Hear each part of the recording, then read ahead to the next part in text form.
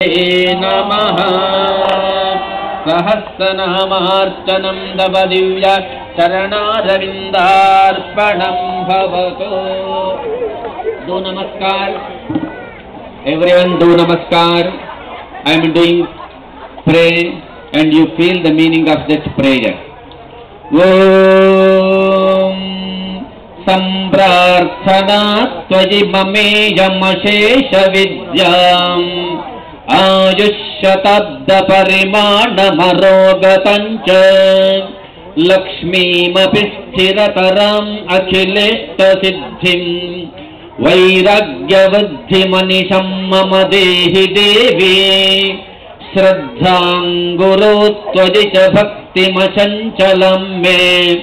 Dharme Matim Shrutipathe Gatimanya-vitte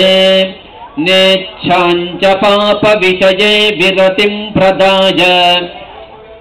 Kirtyajutan Janani Kurviti Charthajami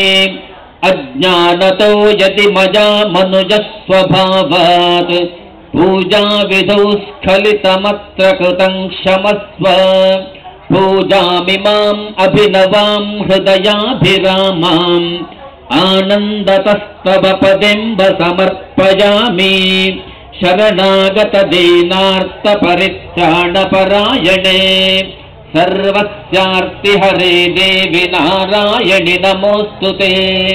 Jayanti Mangala Kali Bhadra Kali Kapalini Durga Kshama Shiva Dhastri Swaha Swada Namostute Nachora Bhajan Nacha Sarpa Bhajan Nacha Vyagra Bhajan Nacha Mrityu Bhajan Yasyapa Mrityur Nacha Mrityus Sarvam Jayate Sarvam Labhate